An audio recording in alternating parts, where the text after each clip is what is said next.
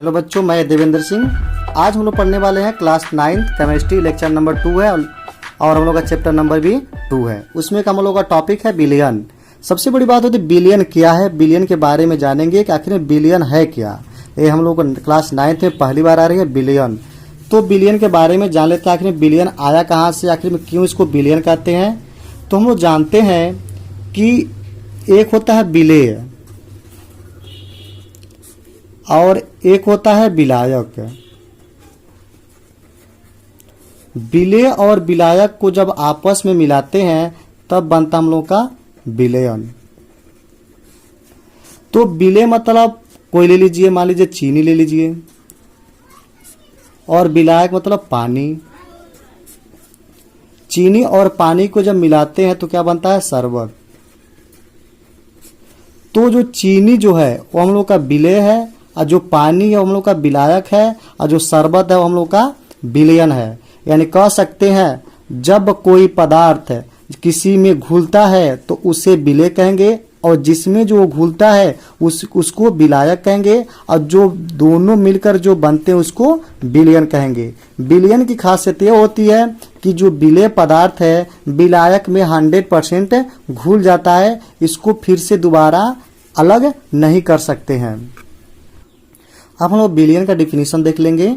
दो या दो से अधिक रासायनिक पदार्थों के समांगी मिश्रण को विलयन कहते हैं। यानी जब दो या दो से अधिक जब कोई रासायनिक पदार्थ आपस में मिलते हैं, मिश्रण बनाते हैं, उसको हम लोग विलयन कहते हैं, यानी बनाते हैं समांगी मिश्रण। समांगी मिश्रण, समांगी मिश्रण क्या है, तो सबसे पहले हम लोग देखेंगे समांगी मिश्रण आखिर में है क्या है। तो समांगी मिश्रण यह होता है कि विलेय और विलायक, यानी विलेय और विलायक जब आपस में मिलते हैं तो एक फेज में एक फेज बन जाते हैं। दोनों अलग अलग नहीं होते, एक बन जाता है। जैसे चीनी और पानी को जब हम लोग घोलेंगे आपस में तो वह एक सिंगल फेज में बन जाएगा, अलग अलग फेज में नहीं रहेगा। वहीं यदि नमक और पानी को भी घोलेंगे तो वह भी हम लोग का एक फेज बना जाएगा। लेकिन तेल और पानी को जब आपस में घोलेंगे तो वह सिंगल फेज यानी एक फेज में नहीं बनेगा। तो वह जो हम लोग का पानी था और आयल था, इसको जब घोलेंगे तो ये समांगी मिश्रण नहीं बनाएगा, यह हम लोग का विसमांगी मिश्रण हो जाता है। तो इसको हम लोग विसमांगी मिश्रण कहते हैं। और जो समांगी मिश्रण होता है चीनी और पानी को जब घोलेंगे तो एक फेज जो बना देता है उसको हम लोग क्या कहेंगे, समांगी मिश्रण कहते हैं। इसमें हम लोग देखेंगे विलयन के गुण। विलयन के जो गुण हैं वह इस प्रकार के हैं। इसका जो आकार होता है 10⁻⁻7 से 10⁻⁸ सेंटीमीटर तक होता है। दूसरा हम लोग जान देंगे कि इसको जो विलयन जो है सब, इसे हम लोग नंगी आंखों से नहीं देख सकते हैं। तीसरा, इसे छान करके अलग नहीं कर सकते हैं।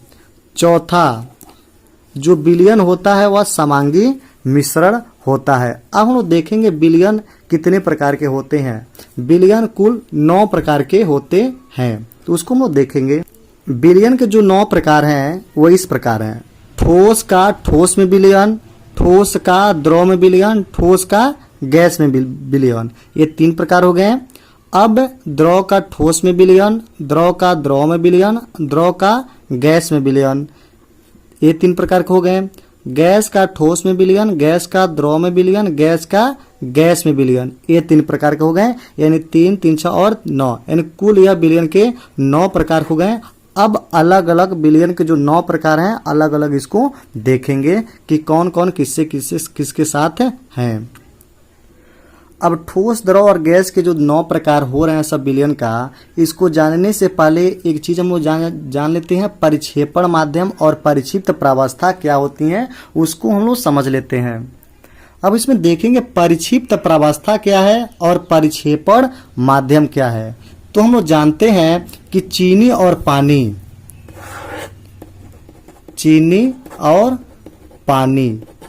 तो चीनी हम लोग क्या है, विलेय है, और पानी क्या है, विलायक है।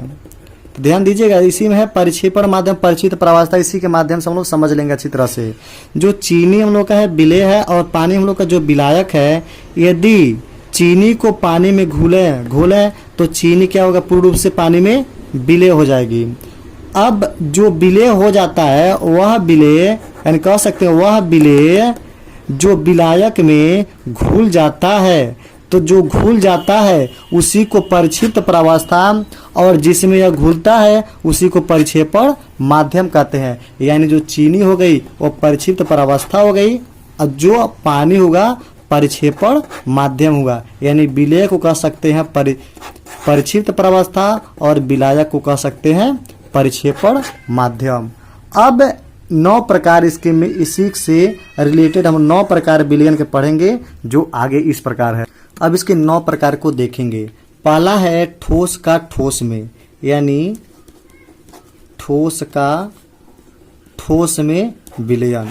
ठोस का जो ठोस में विलयन है उसमें पहला हम लोग उसमें देखेंगे पीतल।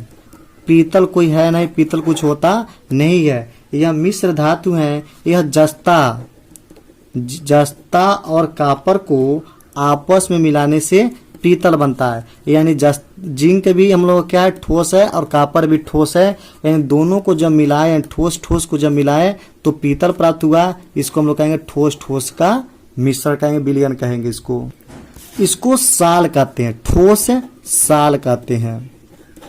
अब अगला हम लोग का है ठोस का द्रव में, यानी ठोस का द्रव में विलयन। अब ठोस जो है वह द्रव में विलयन क्या है कि देखेंगे नमक और पानी। यानी नमक हम लोग का ठोस है और द्रव हम लोग का पानी है, तो नमक का पानी में क्या है, विलय हो जा रहा है ना, विलीन हो जा रहा है। ठोस नमक है, द्रव पानी है, तो ठोस का द्रव में विलयन ये हम लोग का प्राप्त हुआ। इसको भी हम लोग कहते हैं साल। ये हम लोग का ठोस साल है, और हम लोग का ओनली साल है। तीसरा हम लोग का है ठोस का गैस में विलयन। ठोस का गैस में विलयन। ठोस का गैस में जो विलयन है धुआं। धुआं में क्या होता है, जो कार्बन होता है, कार्बन हम लोगों का ठोस है, और जो उसमें वायु है, वायु जो है हम लोगों का गैस है। यानी वायु में क्या होता है, कार्बन विलीन हो जाता है, तो कह सकते हैं ठोस का गैस में विलयन, जैसे धुआं हो गया। इसे हम लोग कहते हैं एरोसाल। एरोसाल कहते हैं। इसमें यह जो है ये हम लोग का परिक्षिप्त प्रावस्था है, और ये हम लोग का परिक्षेपण माध्यम है। यानी जो जिसमें घुल जा रहा है वो हम लोग क्या हो जा रहा है, परिक्षिप्त प्रावस्था, और जिसमें घुल रहा हो परिक्षेपण माध्यम हो रहा है। अब देखेंगे द्रव का ठोस में विलयन, यानी कौन सा जो द्रव है जो ठोस में विलीन हो जाए।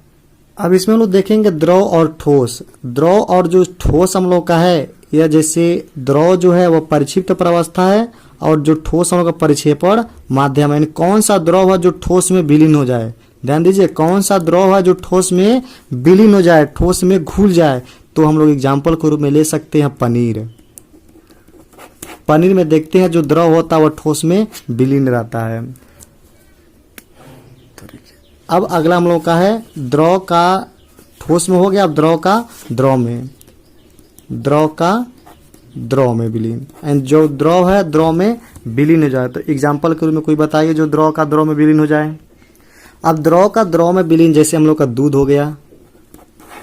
क्योंकि पानी और दूध आपस में मिलाते हैं तो आपस में विलीन हो जाते हैं, द्रव का द्रव में विलीन हो जाता है। अब अगला देखेंगे द्रव का द्रव हो गया। अब द्रव का गैस में, द्रव का गैस में विलयन।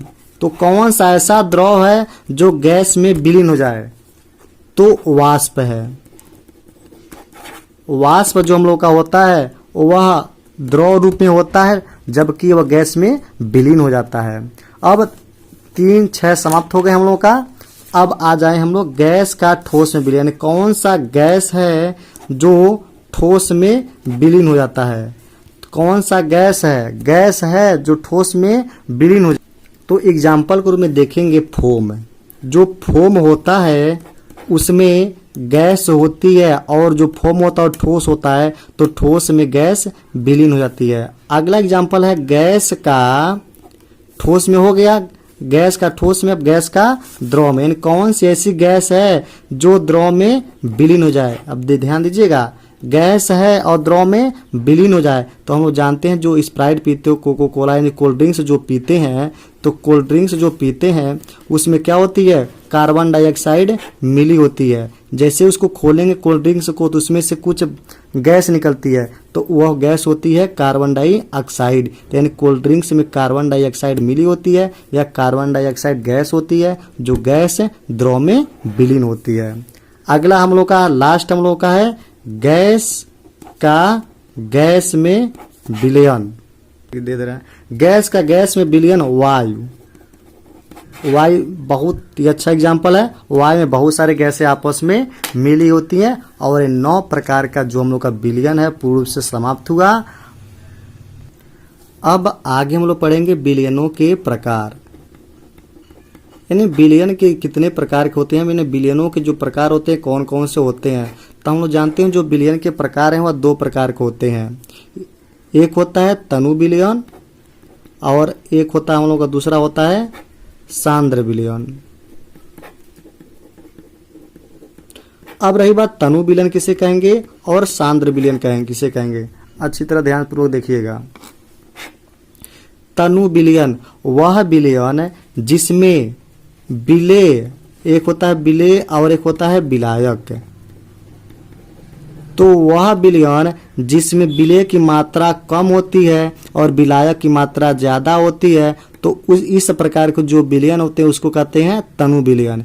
यानी जो चीनी होगा, चीनी मान लीजिए बहुत कम हो और पानी की मात्रा बहुत ज्यादा हो, तो ये जो मिश्रण प्राप्त, ये जो विलयन प्राप्त होगा उसको हम लोग कहेंगे तनु विलयन। और दूसरा हम लोग का है सांद्र विलयन किसे कहेंगे। सांद्र विलयन उसे कहेंगे जब विलेय की मात्रा विलायक से अधिक हो, यानी यह अधिक हो विलायक से, तो इस प्रकार के जो विलयन प्राप्त होते हैं उसे सांद्र विलयन कहते हैं। यानी इस प्रकार के जो विलयन होते हैं इसमें चीनी की मात्रा बहुत ज़्यादा होती है और पानी की मात्रा चीनी की अपेक्षा कम होती है। तो इस प्रकार के जो विलयन होते हैं वह सांद्र विलयन कहलाते हैं। अब आगे हम लोग पढ़ेंगे विलयन की सांद्रता। तो जो विलयन की जो सांद्रता है वह अगले वीडियो में, नेक्स्ट वीडियो में हम लोग पढ़ेंगे। तब तक के लिए बहुत बहुत धन्यवाद।